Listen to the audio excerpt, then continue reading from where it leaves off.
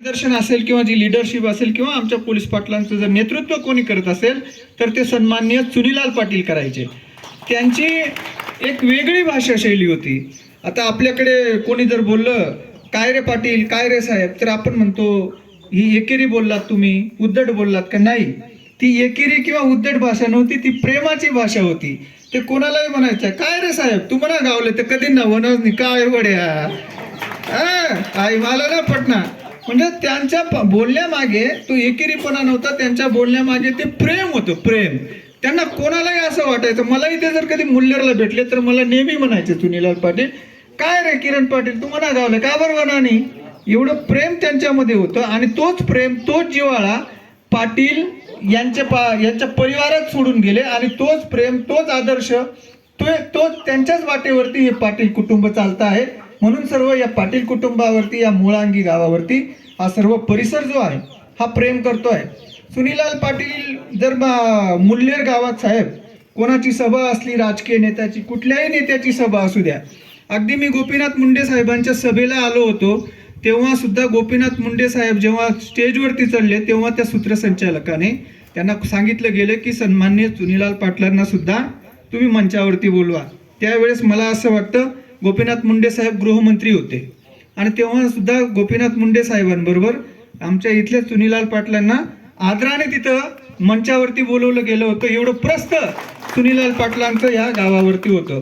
आणि मला असं वाटतं या मुळांगी आणि बाजूचं गाव कोणतं, नाही आता ते नवीन नाव दिलंय ते आंबा, हा अंबापूर जरी ग्रामपंचायत असली तरी हे जे हा जो गाव आहे हा या पाटील कुटुंबाच्या आजूबाजूला, हे पाटील कुटुंब एक मुख्य कुटुंब आहे. म्हणून कदाचित त्यांची अशी इच्छा असावी की हे जे बाजूचं पाडा आहे याला पाटील पाडा नाव द्यावं आणि म्हणूनच ते पाटील पाडा जर नाव कुणा पडलं असेल तर सन्माननीय स्वर्गवासी चुनीलाल पाटलांमुळे ते पाटील पाडा नाव पडलं असेल असं मला वाटतं. आणि तो जी वंश हा परंपरागत जे प्रेम, जिव्हाळा, आपुलकीचं नातं आहे ती या परिवार जपत आहे. आणि अत्यंत चांगल्या पद्धतीने एक या गावाला कायदा आणि सुव्यवस्थाचं न्याय देण्याचा प्रयत्न तेव्हाही चुनीलाल पाटील करत आले आणि आता सुद्धा आमच्या भगिनी लता ताई पाटील या करता आहेत. जेव्हा जेव्हा कायदा आणि सुव्यवस्थेचा प्रश्न असेल तेव्हा तेव्हा आपल्या मीटिंगमध्ये आमच्या भगिनी लता मॅडम या त्या प्रकर्षाने तो प्रश्न उपस्थित करत असतात. आमच्या गावात काय चाललं, काय नाही, पुढे जाऊन काय करायचं आहे. तर एक आदर्श, जरी असं म्हणतात की पुरुषच पाहिजे, मला असं वाटतं पुरुषांच्या खांद्याला खांद्या लावून एवढं आदर्श काम जर कोणी करत असेल, एवढे आदर्श, सर्वच आदर्श आहेत आपल्या भगिनी महिला पोलीस पाटील, तरी सुद्धा मला असं वाटतं काही वेळेस या पाटील पाडा मोहांगीमध्ये काहीतरी कुठेतरी संवेदनशील सुद्धा मामला उपस्थित होतो. असे संवेदनशील मामले सुद्धा चांगल्या पद्धतीने पोलीस स्टेशनच्या माध्यमातून आमच्या भगिनी लताताई या चांगल्या पद्धतीने हाताळतात. म्हणून खरोखरच अभिमान वाटतो. आणि त्यांना साथ देणारे त्यांचे परिवार, त्यांचे मिस्टर असतील, दीर असेल, जेठ असेल, त्यांचे सुद्धा मी आमच्या पोलीस स्टेशनच्या वतीने खरोखरच तुमचं अभिनंदन करतो की तुम्ही आमच्या भगिनीला अशीच साथ राहू द्या आणि या गावात कायदा आणि सुव्यवस्था अशा पद्धतीनेच नांदत राहो अशी मी सद्भावना आणि सदिच्छा व्यक्त करतो. आणि पुढील जे मार्गदर्शन आहे ते सन्माननीय काळे साहेबांनी आपल्याला करावा असे मी विनंती करतो आणि थांबतो. धन्यवाद. आदरणीय व्यासपीठ, पोलीस पाटील संघटनेचे अध्यक्ष, उपाध्यक्ष, गावातील तंटामुक्ती अध्यक्ष, ज्येष्ठ नागरिक व इथे जमलेले माझे पोलीस पाटील भगिनी आणि बंधू, खरं तर ह्या गावात आल्यानंतर मला असं वाटतंय की मी 2-3 वेळा माझं येणं झालं तर मी काय असं एका पाटलांच्या गावाला किंवा कुठं आलं नसून माझ्या स्वतःच्या गावाकडे मी गेल्याचा मला तो आता फील यायला लागला आहे. कारण आता असं काही नवीन ठिकाणी गेलं की माणसाला वाटतं आपण कुठेतरी नवीन ठिकाणी आलो. परंतु हे 2-3 वेळा माझं पाटलांनी आणि इथे येणं झालं तर असं मला वाटतं की माझ्या गावाकडचंच घर आहे आणि गावाकडचंच सगळं वातावरण आहे. आणि गावाकडीलच जो आपण शहरातले लोक जेव्हा गावाकडे जातो जे प्रेम आपल्याला मिळत असतं गावाकडून, तर तेच प्रेम आपले पाटीलचा परिवार जो आहे पाटलांचा तो परिवार आपल्याला देत असतो. खरं तर त्यांचं मी धन्यवाद करतो की त्यांनी 1 महिन्यापासून सारखं विचारणा करत 1-2 महिन्यापासून की बाबा मीटिंग कधी होईल, मीटिंग कधी घ्यायची. तर खरं तर सर्व पाटलांची तीच भावना आहे की आपल्या गावात मीटिंग झाली पाहिजे, अशी इच्छा त्यांची पण आहे. आणि जे पाटील म्हटले की म्हणजे खरं तर ही कौतुकास्पद बाब आहे की सगळ्या पाटलांसाठी, की जसं आर्मीमध्ये जे काही गाव आहेत गावाकडे, की ते सर्व लोक आर्मीमध्ये जातात, ठीक आहे, असं नाही, सर्व लोक आर्मीमध्ये जातात, तर त्यांची एक पिढी आर्मीत जाते, दुसरी पिढी आर्मीत जाते, काय दुसरी पिढी आर्मीत जाते. तर आपलं ही गौरवाची बाब आहे की यांची चौथी पिढी ही पोलीस पाटील म्हणून आहे. म्हणजे तो वारसा आणि ज्याच्यातून जनसेवा होते की खरं तर त्याच्यातून काय फायदा काही नाहीये. पोलीस पाटील की म्हणजे आता जे आधी तर मानधन फार कमी होतं, आता थोडंफार वाढलेलं आहे, परंतु याच्या आधी फक्त तो मान होता की बाबा हे पोलीस पाटील आहे आणि गावातले तंटा अधिकृत व्यक्ती जो आहे, म्हणजे जे आपल्या गावातील काही चांगले पंच कमिटी असतील ते तंटामुक्तीचं काम करत असतात, तंटामुक्ती पण आहे, पण त्यातून जे खरंच चांगलं काम करतात त्यांना पोलीस पाटीलचा दर्जा देऊन शासनाने थोडासा सन्मान केलेला आहे. परंतु ती निस्वार्थी भावाने करतात. म्हणजे सगळ्याच पाटील मी बघितलं आतापर्यंत की त्यांना कुठला कोणाकडून फायदा नसतो किंवा गावातून त्यांना काही वेगळा अजून असं काही हे नसतं, इन्कम सोर्स नसतो, ते त्यांचं शेती वाडी सगळं बघून आणि गावाची सेवा करण्यासाठी तो त्यांनी जोरात घेतलेला आहे. तर खरंच ते वाखाणण्याजोगं आहे. सर्व पाटलांचं त्याबद्दल मी अभिनंदन करतो. आणि विशेषतः इथं चौथी पिढी आहे आणि त्यातल्या त्यात जो यांच्या कुटुंबाने, पाटलांच्या कुटुंबाने महिलेला जो सन्मान दिलेला आहे, तर तो खरंच म्हणजे त्यांच्या चौथी पिढीला वाखाणण्याजोगा आहे की आपली महिला, समजा एखादा माणूस विचार करतो की जाऊ दे बाबा ती बाहेरून बाई आलेली आहे, समजा आपल्या घरामध्ये आलेली आहे आणि आपला भाऊ किंवा आपला मुलगा असा एखादा माणूस प्रयत्न करतो, परंतु तो न करता मॅडमला त्यांनी चान्स देऊन, म्हणजे जी लोकसेवेची हे करून भावना देऊन आणि प्रत्येक मिटिंगला आवर्जून ते स्वतः हजर राहतात. म्हणजे आता हे गाव एवढं लांब लोकांना आता वाटत असेल की बाबा आता बाकीच्या पार्टनरला कळत असेल की बाबा मॅडम एवढ्या लांब तिकडे येते, तर आपण पण तिथे तिथं जवळ यायला पाहिजे. म्हणजे महिला असून आता बाकी आपल्या सर्वच महिला तशा आहेत की फार लांब लांब राहतात, ते आपल्या मिटिंगला तिकडे येतात आणि आपलं काम हे चोख पाडतात. त्याचप्रमाणे आता सध्या आपल्या मूळ मुद्दे की जो आपल्या इलेक्शनचा आता सध्या बऱ्याच ग्रामपंचायती रिक्त झालेल्या आहेत, प्रशासक नेमणूक झालेली आहे. बऱ्याच ग्रामपंचायतींमध्ये थेट सरपंचाच्या निवडणूक आहेत, काही कालांतराने निवडणूक होतील. त्याचप्रमाणे आता जनगणना सुरू झाली आहे, त्यात आपला इतका रोल नाही, परंतु काही गावांमध्ये कसं आहे आता की जनगणनेचा आता बरेच मुख्यमंत्री साहेबांनी मेसेज केलेला आहे. तसेच आपले बरेच जनगणनेचे जे अधिकारी आहेत त्यांनी तर आपल्या पोलीस पाटलांनी तो पण एक मेसेज मध्ये गावात दिला पाहिजे की बाबा जनगणनेला जे लोक येतील त्यांना आपण सहकार्य केलं पाहिजे.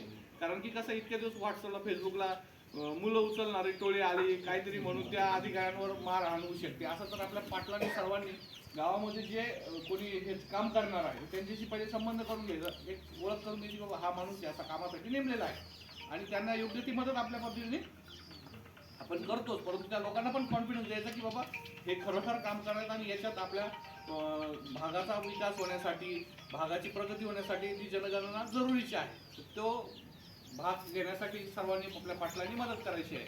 त्यानंतर आता थोड्या दिवसापासून आता बरेच ठिकाणी वादाचं वातावरण तयार होत आहे, तर त्याच्यात आपण सर्वांनी वादाचं माप जमा करणे, थोडं काही झालं की इंस्टाग्रामवर रील्स व्हायरल करून भानगडी होतात. म्हणजे आता सोमपूरचा इन्सिडन्स आहे, तर पाटील तुम्ही ताराबादला सांगितलं मला, पण तुम्ही दुसरीकडेच होते वाटतं मग. हां, तर मग असं थोडंसं ह्या पिरियडमध्ये आपण उपस्थिती महत्त्वाची आहे. समजा गाव सोडून आपण जाणार असेल तर एक कानावर घालून द्यायचं की साहेब मी असं कार्यक्रम आहे, मी बाहेर जाणार आहे. म्हणजे काय होईल आपल्याला कमीत कमी, किंवा मला सांगण्यापेक्षा आपल्या आजूबाजूच्या पाटलांना जरी सांगितलं की पाटील बाबा मी असा एक कार्यक्रम, म्हणजे आमची जी पद्धत आहे मुख्यालय सोडण्याची, कारण मी आता 365 दिवस भरलो, एका दिवस पोलीस स्टेशन सोडून गेलेलं नाही ती गोष्ट वेगळी. परंतु जर आपल्याला जायचं असेल किंवा मला बी जायचं असेल तर मला एक सांगून जावं लागतं की बाबा साहेब असं हा बाजूवाल्याला सांगितलं तरी थोडंसं आजूबाजूच्या लोकांना हे करतं. कारण की आता लग्नात जेवणावरून वाद झाला ते पाटलांनी पण थोडं इनिशिएटिव्ह घेऊन, आणि कुठली अशी परिस्थिती एका गावावर आली तर आजूबाजूच्या पाटलांनी यायला पाहिजे. कारण कसं असतं नातं गोतं असतं, ओळख परिचय संबंध असतो. मग जिथं काही नवीन पोलीस समजा एखाद्या आता सगळे आपल्याकडे जुनेच पोलीस आहेत, परंतु एखादा दुसरा जुना पोलीस असला तर त्यांना ओळखत नाहीत. आपले कोणी पाटील समजा गावाकडे गेलेले असतील आणि त्यांच्या जागी दुसऱ्या पाटलांनी थोडा लीड घेतला तर ती वातावरण शांत होऊ शकतं, कारण तो मोठा इन्सिडेंट झाला. तर त्या गोष्टींकडे लक्ष ठेवायचं आहे आपल्याला, की असं जातीय कुठं झालं नाही पाहिजे भानगडी, किंवा जो काही रोल आहे कोणाचा की कशामुळे भानगड होऊ शकते. कारण ते काय होतं, दोन जातीय ते निर्माण झाल्यामुळे गावात काय तणावाचं वातावरण होतं. आता ती गोष्ट आपण चांगल्या प्रकारे हँडल केली की गुन्हा दाखल होऊ दिला नाही त्याच्यामध्ये ऍक्च्युअल झाला असता, परंतु आपण पण पोलीस म्हणून थोडंसं थांबून घेतलं की बाबा दोन्ही पार्ट्यांना समोर बोलून घेतला आणि वाद तो मिटवलेला आहे. परंतु माझं म्हणणं की याच्या आधीपासून आपण ती सुरुवात करूया. आता गावात जेव्हा किंवा लग्न असेल तेव्हा थोडीशी इंटिमेशन देऊन ठेवायची. त्यानंतर आपला दुसरा विषय आहे की पुतळ्यांचा आहे. आता बरंच गास्त आता येवल्या तालुक्यामध्ये डॉक्टर बाबासाहेब आंबेडकरांचा पुतळा बसवण्यात आलेला आहे. आपल्याकडं तांदुळवाडीला पिंपळ गोठ्याला एक बसवला होता, नंतर शिवाजी महाराजांचा, परंतु ते गाववाल्यांशी आणि पाटलांनी त्यांच्याशी बोलून झाकून टाकला. त्याच्यामुळे तो इतका विषय झाला नाही. किंवा हे गाव आपले थोडे छोटे आहेत, रहदारीचे नाही आहेत, त्याच्यामुळे एवढा काही विषय आला नाही. परंतु माझं तेच म्हणणं आहे की प्रत्येक गावामध्ये प्रत्येक पाटलांनी हे लक्ष ठेवलं पाहिजे. हे कोणीच मला सांगायला नाही पाहिजे की साहेब आम्हाला माहिती नव्हतं, रात्रीतून आलं काय झालं. आता उतराणे कोणाकडे रिक्तच आहे पोते, पण मग चार्ज दिले असेल राजपूर पांडेच म्हणजे त्यांनी जाऊन चक्कर मारायला पाहिजे तिथं. पण आता काय केलं त्यांनी, सरकारी निधी घेतला. सरकारी निधीमध्ये शिवाजी महाराजांचं स्मारक बांधण्याचं स्ट्रक्चरचं काम चालू केलं 25 लाखाचं. ऍक्च्युअल जेव्हा केव्हा सरकारचा नियम GR काय आहे की तुम्ही महाराजांचा किंवा महापुरुषांचा जो पण पुतळा बांधणार आहे तो स्वखर्चाने बांधायचा आहे. त्याच्यात शासन कुठल्याही प्रकारची तुम्हाला मदत करणार नाही. परंतु ह्या गाववाल्यांनी काय केलं की तिथं एक स्ट्रक्चर बांधून दिलं, की सांगितलं मंदिराचं सुशोभीकरण दाखवलं त्यांनी, आणि ते सुशोभीकरण चालू असताना त्याचं महाराजांचा पुतळ्याचा तो स्ट्रक्चर आहे. म्हणजे तो स्ट्रक्चर सरकारी पैशाने बनवणार आणि त्याच्यावर रातोरात आणून महाराजांचा पुतळा ठेवणार, म्हणजे हे वादाचं कारण होणार. तर आता आपलं माझं म्हणणं आहे की ते पण आपण लक्ष ठेवलं पाहिजे की ऍक्च्युअल कशासाठी कोण काय काम करते. आम्ही आपण पत्रव्यवहार केला त्यात काय, मग परत त्या अधिकाऱ्यांची चौकशी. आता त्या अधिकाऱ्यांना काय बिचारांना घेणं नसेल, त्यांनी सांगितल्याप्रमाणे हे करतात काम. परंतु हे चुकीची गोष्ट आहे. त्याच्यामुळे अशी काही घटना घडतायत तर त्या सुद्धा आपण सर्वांनी पाटलांनी लक्षात ठेवल्या पाहिजे, किंवा गावातल्या ज्येष्ठ मंडळींचं बी लक्षात आलं की नाही बाबा असं काहीतरी होत आहे. म्हणजे त्या 8-10 वर्षापूर्वीचाच विषय आहे इथला करंजाडचा विषय आहे की शिवाजी महाराजांचा आणि आंबेडकरांचा, डॉक्टर बाबासाहेब आंबेडकरांचा पुतळा बांधण्याचं काम सुरू झालं. परंतु आता त्यांनी ठरवलं रातोरात आपण करायचं. परंतु ते एक मिलिटरी मॅन होते तिथले, त्यांनी, आता तो माणूस खूप शिव्या खातो त्या लोकांच्या, पण ठीक आहे. पण त्यांनी आपल्याला येऊन सांगितलं की साहेब असं असं चाललंय बाबा, आमच्या समाजाचे काही लोक आहेत. त्यांनी त्या दिवसापासून मग आपण तो विषय थांबवला. मग त्याच्यामुळे काय झालं की आपल्याला म्हणजे विटंबना काही झाली नाही पुतळ्याची, आणि ते जे लोक आहेत त्यांना थांबवल्यामुळे ते जोमाने त्या आपण आता पुतळा बसूनच दाखवू आणि लिगल बसून दाखवू ह्या प्रोसिजरला ते लागून गेलेले. म्हणजे ते कागदपत्र तयार करून आणि आम्ही इथं बसवणार साहेब, 1 वर्षात बसवणार, 2 वर्षात बसवणार, पण आम्ही इथं बसवणारच. तर त्याच्यात जी कायदेशीर प्रक्रिया आपण त्याला मदतच करू. परंतु सर्वांनी त्या गोष्टी लक्षात ठेवायच्या, कारण वेळ गेल्यानंतर आता बघितलं तुम्ही येवल्याची परिस्थिती इतकी वाईट झालेली आहे तिथं की बालकी कोणाचा रोष नाहीये, परंतु एवढ्या मोठ्या महापुरुषाचा, म्हणजे समजा डॉक्टर बाबासाहेब आंबेडकरांनी संविधान लिहिलं, कायदा लिहिला, आणि त्या कायदा लिहिणाऱ्या माणसालाच तुम्ही बेकायदेशीर बसवणार, तर त्या माणसाला तरी काय वाटत असेल समजा. म्हणजे त्या माणसाने कायदा कशी पाळण्यासाठी व सर्वांना समान न्याय देण्यासाठी, आणि त्या व्यक्तीचाच पुतळा तुम्ही बसवता बेकायदेशीररित्या, म्हणजे त्या माणसाच्या जीवाला काय वाटत असेल, किंवा त्यांचा खरं तर तो अपमान आहे. म्हणजे शिवाजी महाराजांचं पण, मी आता पिंपळकोट्याला पण होतं आणि निताण्याला पण झालं, तरी मी त्यांना तेच बोललो की त्या माणसांची कीर्ती इतकी मोठी की ते रातोरात आणून बसवण्यासारखे लोक नाही आहेत. त्याच्यामध्ये हा त्यांचा अपमान आहे. त्यामुळे आपल्याला काय फक्त कागदपत्र तयार करायचे आहेत. 4 दिवस, 8 दिवस, महिना, 2 महिने जातील आपले, परंतु कागदपत्र व्यवस्थित करून ते सर्वांना सन्मानपूर्वक ते बसली पाहिजे ती गोष्ट. तर त्या आपल्या त्यांनी पण विनंतीला मान देऊन त्यांनी पण ते झाकून टाकलेत. परंतु पण हे कधी लक्षात येते, आता महावीर जयंती होती तेव्हा बसवलं. तर जास्त करून आता प्रत्येक वेळी रोज तर काय आपण लक्ष ठेवू शकत नाही, परंतु माझं तेच म्हणणं आहे की जो एखादा सणवार आला, म्हणजे 14 एप्रिल आली, तरी आपण गावामध्ये थोडा फेरफटका पोलीस पाटलांनी मारून कुठं काय चाललंय विचारून, कमीत कमी हे पण मला माहिती आहे तुमचं गाव आहे, तुम्हाला थोडंसं बंधन आहे, परंतु हे तुमच्यावर न घेत तुम्ही मला पण सांगितलं की साहेब असं असं वाटतंय कुठंतरी, तर आपण जाऊन खात्री करू. तसंच अजून बऱ्याच गावांमध्ये आहे तसा प्रकार, परंतु आपल्या पाटलांनी थोडंसं लक्ष देऊन आणि वेळीच त्याला आळा घातला तर त्या गोष्टी होणाऱ्या आणि त्या महापुरुषांचा अवमान आपल्याकडून म्हणजे आता तिथं येवल्याला ते तहसीलदार, प्रांत पोलीस अधिकारी, JCB मशीन ते पुतळा काढण्यासाठी प्रयत्न चालू आहेत. तर म्हणजे ते महापुरुषांचा एक तऱ्हेने अपमान आहे तो. तर तसं आपल्या भागात होऊ नये ह्या दृष्टीने सर्वांनी अलर्ट राहायचंय कायम आणि 24 तास अलर्ट राहायचं. आणि गावातलं जे जे पण आपले सोर्सेस आहेत म्हणजे आता एक्स्ट्रा चार्ज पण असेल तर त्या गावात पण आपले माहितीगार माणसं नेमले पाहिजेत आणि त्यांना सांगितलं पाहिजे की बाबा असं काही घटना घडली तर आम्हाला इमिजिएट कळवली पाहिजे. त्यानंतर आता हे लग्नाचे पण बरेच आपल्या आदिवासी बांधवांचे काही व्हिडिओ आता व्हायरल होत आहेत. ते मुलीचे लग्न करतात, दुसऱ्या समाजाच्या मुलांना देतात. असे पण काही प्रकार असले तर इमिजिएट आपल्या गोष्टी कानापर्यंत आले तर आपण त्या वेळीच प्रतिबंध करू. कारण काय होईल, एखादा अनर्थ होण्यापेक्षा त्या गोष्टी वेळेत आपल्याला कळाल्या तर आपण त्याचा प्रतिबंध करू शकतो. त्यामुळे अलर्ट राहायचंय, कुणी गाफील राहायचं नाही. बा ठीक आहे आपले शेतीचे कामं सगळे कामं चालूच असतात, परंतु जो आपलं कर्तव्य आहे जे महत्वाचं त्याच्यासाठी मी म्हणतो दररोज 1 तास प्रत्येक पाटलाने 1 तास तरी कमीत कमी 2 दिवसातला आपल्या कर्तव्यासाठी द्यायचंय. आणि आपल्या स्वतःसाठी सुद्धा की एखादी पायी पेट्रोलिंग करून घ्यायची गावामध्ये. आपला जो चार्ज आहे त्या गावात थोडंसं 2-4 ज्येष्ठ नागरिक असू द्या, लहान मुलं असू द्या किंवा मिडल एजचे लोक आहेत तर त्यांच्याशी संवाद हा 1 तास रोज साधलाच पाहिजे. जेणेकरून आपल्याला काय होईल की आपल्या गावात काय चाललंय ह्या गोष्टी आपल्याला रोज कळणार. म्हणजे एखादा मोठा इन्सिडेंट टळू शकतो. त्याच्यानंतर आपलं जे सायबरचं आहे ते मी नेहमीच सांगतो, त्याच्यामुळे आता बऱ्याच लोकांचे आपले पैसे वाचण्याचं प्रमाण वाढलेलं आहे. तर 1930 हा नंबर आहे. ज्येष्ठ नागरिकांना पण कोणतरी फोन करून सांगतं की मी पोलीस बोलतोय तिकडून आणि तुमच्या बॅगेमध्ये ड्रग्ज सापडले किंवा तुमच्या अकाउंटवर इलिगल ट्रान्झॅक्शन झालेलं आहे म्हणून तुम्हाला पोलिसांची नोटीस येईल. तर ह्या सगळ्या गोष्टींना कोणी बळी न पडता कुठलाही असा कॉल आला, पोलिसाचा फेक कॉल असू द्या किंवा कोणी पैसे मागत असेल फोनवर तर इमिजिएट आपल्या पोलीस स्टेशनशी संपर्क साधायचा आहे. आपल्या जवळच्या पोलीस पाटलांना सांगायचं आणि पोलीस पाटलांनी एकच आहे 1930 हा नंबर दिलेला आहे. किंवा जर ते शिक्षित असतील आणि कम्प्युटरचं त्यांना थोडंफार ज्ञान असेल तर cybercrime.gov.in ही वेबसाईट आहे. त्या वेबसाईटवर पण आपण तक्रार आपली देऊ शकतो जेणेकरून जे काही घटना घडतीये त्याच्यातून वाचू शकतो. त्यानंतर आपल्या मेशो सारखे ॲप येतात, APK फाईल येतात, व्हॉट्सअप हॅक होऊन जातं. तर त्याच्यासाठी पण संचार साथी मोबाईलमध्ये ॲप आहे, ते प्रत्येकाने डाउनलोड करून ठेवायचं. आपलं काही हे झालं हॅक झालं तर एक स्टेटस ठेवून द्यायचं माझं अकाउंट हॅक झालं. आणि जे काही आपलं नेट तात्काळ बंद करून टाकायचं आहे नेट. आणि जे अननोन जे फाईल आहे फक्त बघून घ्यायचे की आपल्या रोज वापरणाऱ्या ॲप व्यतिरिक्त कुठला ॲप नवीन डाउनलोड झालाय का मोबाईलमध्ये, जेणेकरून आपल्याला लक्षात येईल की ह्या ॲपमधून आपला फ्रॉड होतोय. मग त्याच्यातून काही लोकांचे 10 लाख गेले, काहींचे 5 लाख गेले. तर ते वाचण्यासाठी आपल्याला APK फाईल जी आपल्या मोबाईलमध्ये येते तर पहिले ती गोष्ट जी डाउनलोड होतात सगळे व्हॉट्सअपला तर ते बंद करून टाकतात. ऑटो डाउनलोडिंग जे येतात म्हणजे आता तरुण वर्गाने आपल्या ज्येष्ठ नागरिकांचे जे मोबाईल वापरतात सध्या आता नवीन तर त्यांना ते सेटिंग्स उपलब्ध करून द्यायचे आहे की ज्या इमेज किंवा फोटो किंवा APK फाईल डायरेक्ट येतात मोबाईलला आणि ते डायरेक्ट ओपन होतात तर ती सिस्टम बंद करून घ्यायची. तिथं ऑटो डाउनलोड ही सिस्टम ऑप्शन आहे.